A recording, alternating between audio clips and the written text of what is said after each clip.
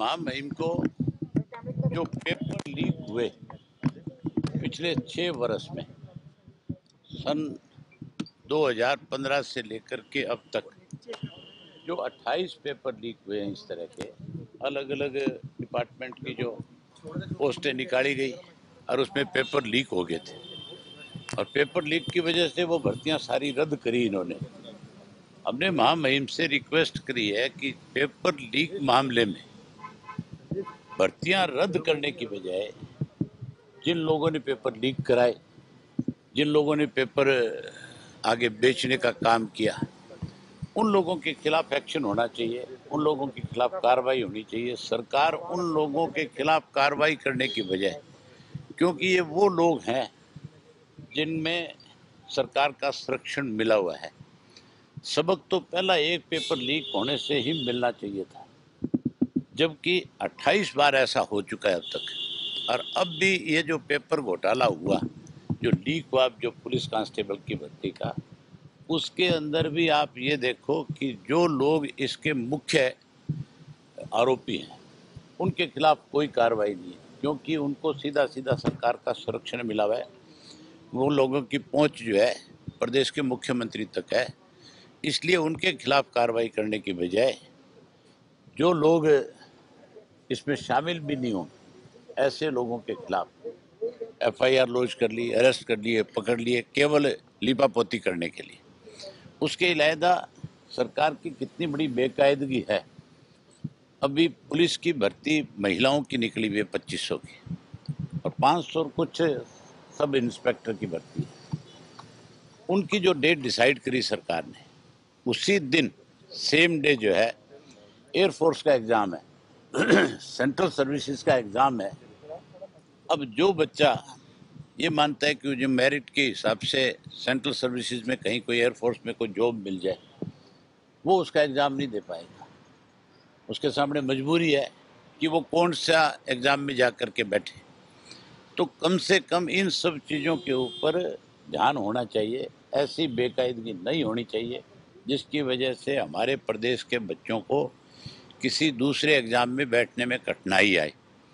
उसकी भी हमने रिक्वेस्ट करी भी, इसको भी आपको तुरंत सरकार को आदेश करके और इसकी डेट चेंज करनी चाहिए और आइंदा इस चीज़ का ख्याल रखा जाए कि इस तरह से कोई भी एग्ज़ाम जो है किसी दूसरी स्टेट या कोई सेंट्रल सर्विसेज के साथ क्लैश ना करे, ताकि उन बच्चों को कहीं दूसरी जगह अप्लाई करने में, दूसरी जगह एग्ज़ाम देने में दिक्कत ना आए।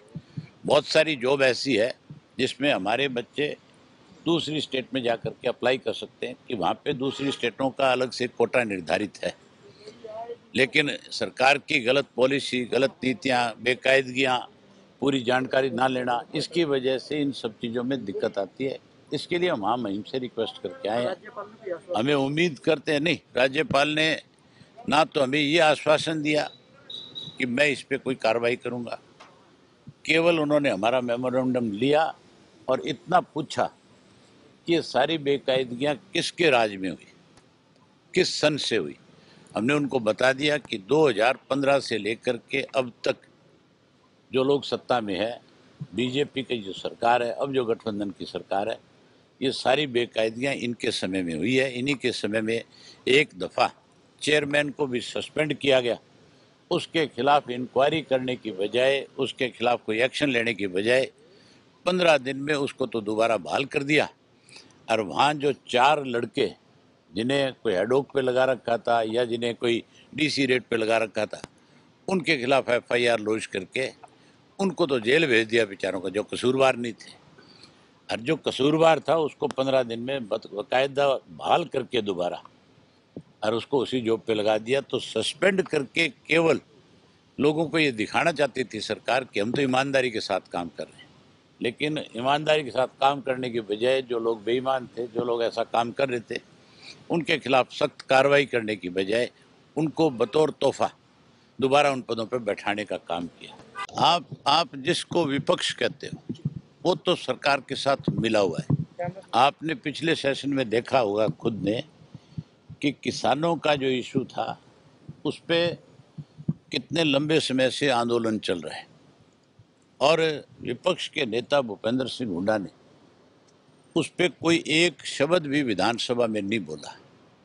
वहाँ बजाय आम लोगों की समस्याओं को उठाने, उनके अपने कैसे फायदे हो, उन पर चर्चा कर रहे थे। अब भी मुझे ये लगता नहीं है कि कोई जितनी बेकायदियाँ इन 6 महीनों में और हुई है, केवल पेपर लीक का इशू नहीं है, भ्रष्टाचार बहुत बड़ा इशू है।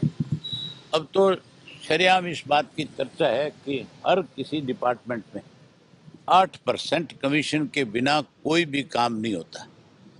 जब भी किसी को कोई काम मतलब टेंडर होता है, जिस किसी को टेंडर मिलता है उसमें उसके सामने पहली शर्त है कि सत्ता में बैठे लोगों को डिपार्टमेंट के हिसाब से जो मिनिस्टर हैं उनको 8% पैसा आपको देना होगा। 8% पैसा दोगे तो आप काम कर पाओगे, अदरवाइज नहीं कर पाओगे। इस बात का मुख्यमंत्री को भी अच्छी तरह से जानकारी है। अलग अलग ठेकेदारों ने जाकर के मुख्यमंत्री के सामने ये बात खुल के बताई है कि हमें, आप तो कहते हो कि काम करने में आपको दिक्कत आए तो बताओ। हमारे सामने सबसे बड़ी दिक्कत 8% पैसे, और वो भी पहले लिया जाता है, एडवांस में लेकर के फिर काम होता है। तो भ्रष्टाचार आज बहुत बड़ा मुद्दा है। कानून व्यवस्था उससे भी बड़ा मुद्दा है आज की डेट के अंदर।